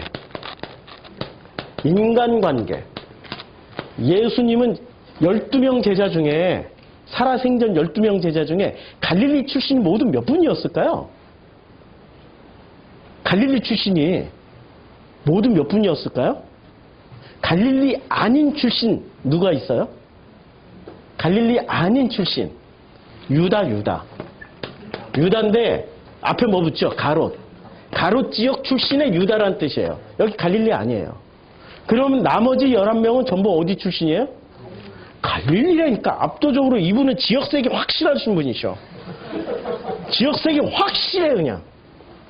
그래서 거시기에서 거시기 하고 거시기에서 머시기 하니까 거시기에 예루살렘 인간들이 하나도 동의를 안 하는 거죠. 갈릴리를 엄청 무시를 했던 사람들이 예루살렘 사람들이란 말이에요. 그런데 그 예루살렘 사람들이 지금 뭐라고 하고 있죠? 예수를? 갈릴리에서 무슨 선한 것이 나올 수 있어? 안 나온다니까? 그때 예수는 예루살렘을 어떻게 해서 까냐면 2장에서 박살내고 아까 2장에서 박살내고 4장에서 이렇게 얘기해요. 지금 사마리아 여인의 입을 빌려서 깨고 있어요. 당신들의 말은 예배할 곳이 어디 있다고 그래요? 예루살렘에. 근데 예수는 이렇게 얘기를 해요. 예수께서 이르시되 여자의 내 말을 믿으라. 이 산에서도 말고 예루살렘에서도 말고 산도 아니고 예루살렘도 아니야. 그렇죠? 지금 예루살렘의 정통성을 부여잡고 예루살렘의 성전을 부여잡고 있는 그 사람들에게 주님은 직격탄을 날려버립니다. 앞으로 이 산도 아니고 예루살렘에서도 예배 안 드려. 갈릴리에 이르심에 갈릴리인들이 누구를 영접해요? 예수를 영접해요. 왜냐하면 갈릴리는 표적 중심이고 예루살렘은 표적 중심이고 갈릴리는 철저하게 인간관계 중심이에요. 교회가 행복해지려면 기적과 표적이 많이 일어나면 행복해질까요? 그거는 모든 관계가 다 끊어져 있는 데서 표적과 이적은 이기심만 내 것 채워주는 그런 역할만 하는 거예요. 내 병 낫게 해주시옵소서, 내가 부자 되게 해주시옵소서, 축복받게 해주시옵소서, 어디 좋은 대학교 붙게 해주시옵소서, 좋은 데 취직하게 해주시옵소서. 이거 전부 표적과 이적을 구하는 신앙이잖아요. 내 옆에 누가 있어요? 다 필요 없다니까. 자기만 남아있어. 자기 로고스만 남아있다니까. 근데 관계 중심을 하다 보면은 누가 남아있어요? 나하고 예수하고 살다 보니까 제일 많이 하는 게 밥을 많이 먹어. 밥을 많이 먹다 보니까 그 밥이 내 밥이 되고 내 밥이 그 밥이 돼. 근데 밥에 뭐가 담겨 있어요? 밥에 사랑이 담겨 있기 때문에 사랑을 먹다 보니까 자기도 모르게 예수의 로고스가 슬슬슬슬 흘러들어와가지고 그 밥 아니면 다른 밥이 이제 맛이 없어져. 그래서 요한복음이 공간복음과 차별을 두고 있음에도 불구하고 오병이어의 기적을 반드시 넣어야 되는 얘기, 그 사건이 왜 들어가야 되냐면 그 밥에는 아버지의 사랑, 아버지의 로고스가 담겨 있기 때문에. 그렇죠? 갈릴리에서는 밥을 많이 먹었고 예루살렘에서는 기적과 이적을 많이 일으켰어요. 요한복음에 의하면. 그런데 결국에는 마지막까지 따라가는 사람들이 누구예요? 갈릴리 사람들이었고 예루살렘에서 죽여버려요. 예수를 죽여요. 자, 자기들도 명절에 갔다가 갈릴리 사람들은 그를 영접을 하는데 왜 영접하냐면 이 중에도 짝퉁들이 있어. 명절 중 예루살렘에서 하신 모든 일을 봤어. 그러니까 이 사람들이 1차 갈릴리인이 있고 1차. 성경을 잘 읽어보면 1차 갈릴리인은 어떻게 돼요? 인간관계로 예수를 믿어요. 예수의 로고스를 받아들이는데 2차 갈릴리. 이게 이제 교회 2차 성장이야. 1차 성장이 아니고 2차 때는 누가 대거 유입을 합니까? 2차 때는. 예루살렘의 명절 때 올라갔다가 우와 예수가 예루살렘에서 이렇게 위대한 일을 하는 걸 본 사람. 그러면 이 사람들은 인간관계로 들어온 거예요? 표적을 보고 들어온 거예요? 이게 뒤죽박죽 섞이다 보니까 어떻게 돼요? 누가 이깁니까? 인간관계는 시간 엄청 걸리거든요. 근데 표적과 이적을 본 사람이 말빨이 더 센 거예요. 말빨이 더 세야 되니까 결론을 가지고 있는 사람들이 말빨이 더 세. 그러니까 누가 흔들려요? 인간관계를 통해서 밥을 많이 먹었던 분들이 오히려 거꾸로 흔들려. 도망간다니까 거꾸로. 흔들려요. 근데 언제 안 흔들리게 돼요? 성령을 통해서 그 로고스가 자기 것이 됐을 때. 아버지의 로고스와 자기가 하나가 됐을 때. 그때 비로소 흔들리지 않게 돼요. 그때 다 순교당했잖아요. 그렇잖아요? 그 전시훈이가 쓴 글이잖아요. 굉장한 통찰력이 있는 거죠. 그래서 시온이한테 야 너 천재 맞아 하고 인정해줬어. 네가 지금 신학자들도 못 보는 걸 얘가 썼단 말이에요. 자, 그 후에 유대인 명절이 되어 예수께서 예루살렘에 올라가셨는데 예루살렘에 있는 양문 곁에 있는 베데스라 하는 못에서 거기서 이제 그 환자 왜 하필 38년일까? 38년. 왜 38년일까요? 이 질문 제일 많이 듣는 질문. 예? 왜 38년일까요? 성경에 40년이라는 숫자는 엄청 많이 나와요. 40이라는 숫자는 40년 광야, 40일 금식, 40이라는 숫자는 되게 많이 나오는데 38이라는 숫자는 참 희귀하게 나와요. 이게 38이 뭐죠? 광야 가데스바냐 2년. 가데스바냐에서 이제 하나님이 광야를 뺑뺑 돌리는 시간 38년. 주저앉은 거죠. 가데스바냐까지는 신나게 걸어갔는데 가데스바냐에서 하나님이 노하셔가지고 주저앉혀버린 거예요. 38년을 그냥 생으로 이 가나안 땅에 들어갔었는데 못 들어가고 생으로 주저앉아버린 시간이 38년. 그러니까 38년 동안 뭐 했다는 얘기예요? 안진뱅이처럼 광야에 주저앉은 시간이에요. 주저앉은 사람들이 다 어디에 모여 있었어요? 예루살렘. 나오잖아요. 예루살렘이라고. 예루살렘에 있는 양문 곁에 히브리 말로 베데스다라는 못이 있었어요. 그쵸? 어디에 모여 있었어요? 예루살렘에 다 모여 있었다니까. 주저앉은 인간들이. 주저앉아 버린 사람들이. 그런 사람을 주님이 일으켜줬어요. 일으켜줬는데 표정만 봤지 그 속에 담겨있는 뭐를 못 본 거예요? 로고스를 못 본 거죠.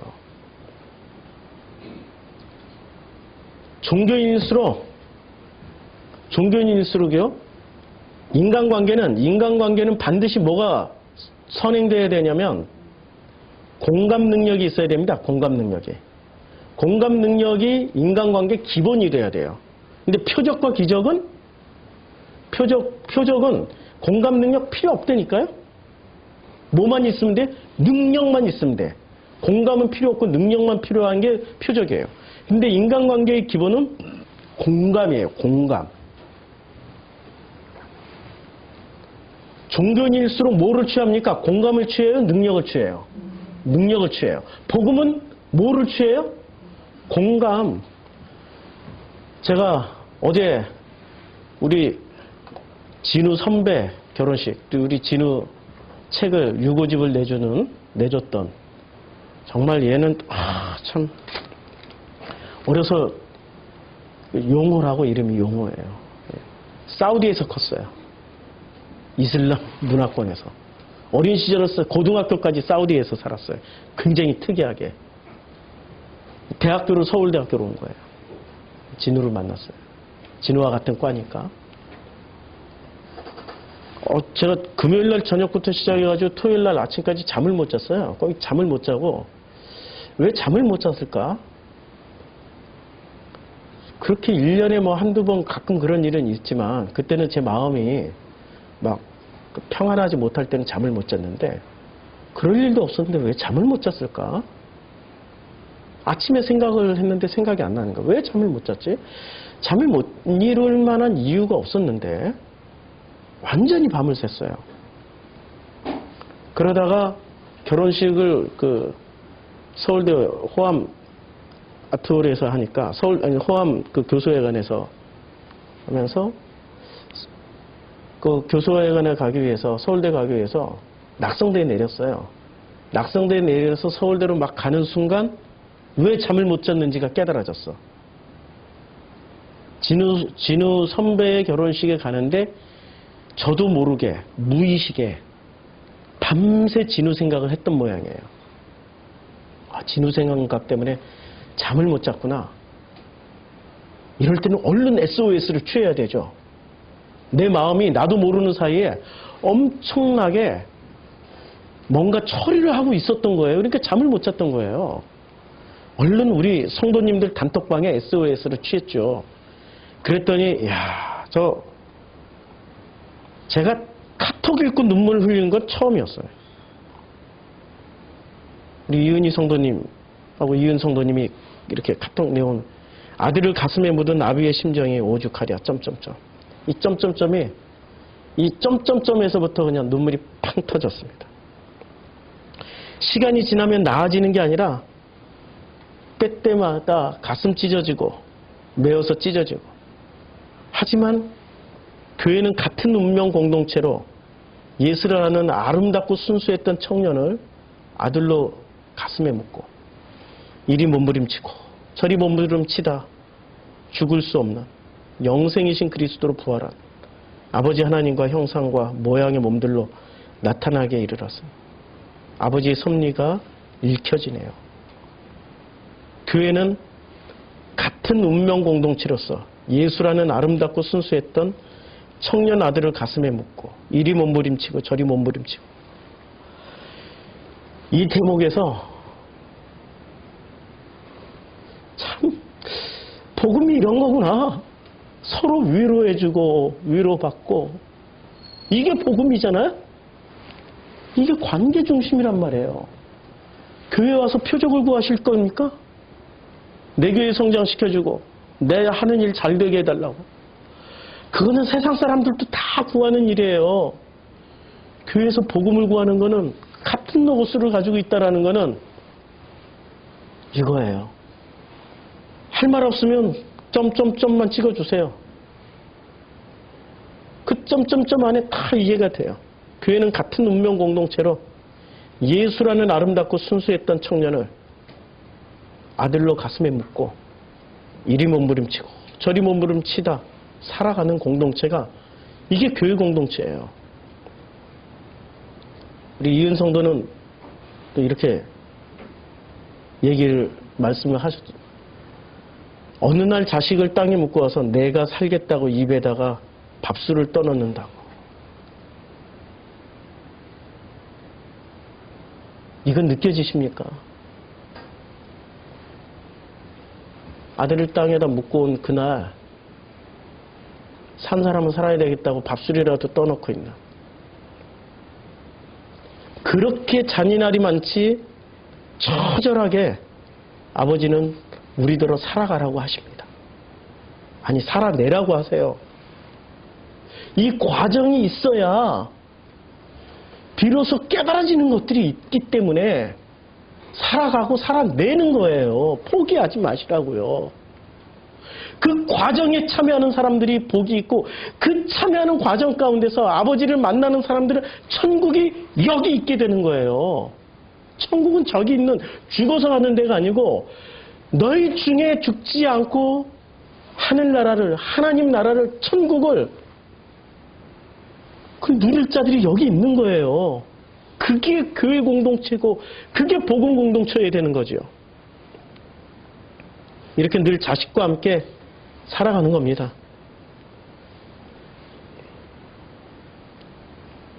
그래서 우리 또 순민이라고 진우가 마지막 죽기 전에 순민이 형한테 장문의 편지를 써놨는데 너무 사람이 많이 와가지고 못 만났어요.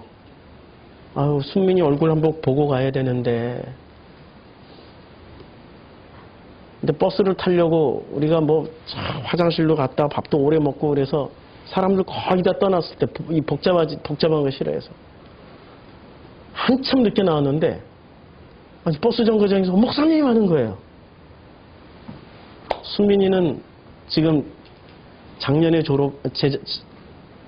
졸업하고 지금 그 서울대 IVF 간사로 사역을 하고 있어요. 이 순민이가 저를 보면서 그렇게 깜짝 놀랐어. 만날 사람은 만나는구나. 너 꼭 보고 싶었는데 만날 사람은 만나는구나. 아들 둘을 얻었죠. 용화하고 순민이. 제 마음에는 또 시온이라는 아들도 있고 다 내 아들이고 다 내 딸이에요. 이게 마음의 법칙이더라고요. 관계. 우리는 이 관계라는 단어를 종교는 다 무시하는데 하나님과 나와의 그 관계가 곧 복음의 시작입니다. 마가복음 1장 1절 하나님의 아들 예수 그리스도의 복음의 시작이라고 할 때 마가복음 1장 1절에 하나님의 아들 예수 그리스도의 복음의 시작이 어떻게 시작되냐? 관계로부터 시작되는 거예요. 우리 주님과의 그 관계에 함께하고 계십니까? 그러면 이제 시작하신 겁니다. 기도하겠습니다. 아버지 하나님, 복음의 시작은 예루살렘 성전도 아니고 예루살렘이라는 그 휘황찬란한 동네도 아닙니다. 갈릴리 총구석 그 바닷가 어디에 겨우 물고기나 잡던 우리에게 찾아오셔서 나를 따라 그러면 너와 내가 밥을 같이 먹고 관계가 시작될 거야. 그렇게 시작했던 베드로와 안드레 마지막 그 순간 베드로의 십자가에 매달려 죽을 때 우리 주님처럼 죽을 수 없다고 거꾸로 매달라 달라고 했던 그 심정을 이제 비로소 깨닫고 고백하나이다.